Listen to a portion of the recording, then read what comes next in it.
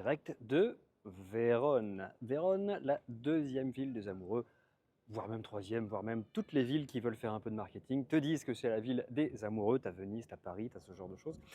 Mais Vérone, c'est la ville de Roméo et Giulietta.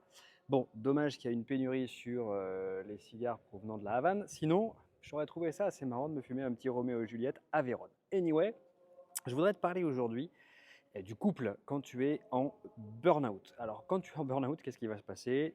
Tu vas pas avoir beaucoup d'énergie. Je te rappelle, tu as 5 domaines de vie qui vont générer ton bien-être, ton bonheur. Le premier domaine, c'est le travail, ensuite la famille, ensuite la vie sociale, la vie perso, on sait ce que c'est maintenant, et la vie de couple qui va intervenir dans 1/5 de ton bonheur et de ton énergie. Malheureusement, quand tu es en burn-out, tu remarqueras une chose, hein, c'est pas un secret, tu as une énergie qui est excessivement faible. Qui dit énergie excessivement faible dit que le soir, sous la couette, ça va pas forcément être le feu d'artifice à Las Vegas, mais plutôt un petit clair de lune à Roubaix, et encore quand tu as le temps, quand tu as l'énergie. Parce que parfois, tu n'as juste plus de libido du tout, tu es même super irritable, donc ça va être compliqué. Ça, c'est une problématique qui va intervenir, et le couple va falloir qu'il soit solide pendant ton burn-out. Pourquoi? Parce que ça dure longtemps un burn-out. Tu as une baisse d'énergie qui va être assez longue, et faut pouvoir communiquer tout simplement. Alors, ce qu'on voit parmi les personnes qu'on accompagne, c'est plusieurs cas de figure. Le premier cas de figure, c'est qu'on a un mari ou une femme qui est absolument compréhensif ou compréhensive. Donc, elle va entendre ce que tu vas lui dire, elle va comprendre. Encore une fois, la clé, c'est la communication, hein, pour que l'autre ne se sente pas exclu. Mais parfois, tu as des meilleures moitiés qui vont, au contraire d'être soutenants, être plutôt provocateurs. C'est-à-dire te dire que le burn-out, finalement, c'est dans la tête, allez, bouge-toi, tu vas t'en sortir, regarde-moi, etc., etc. Ça, on l'a aussi souvent comme cas. Donc, malheureusement, le couple qui est censé être ton appui, ta béquille pendant ton burn-out, va au contraire t'enfoncer, te mettre encore plus dans la culpabilité de ne pas être au top.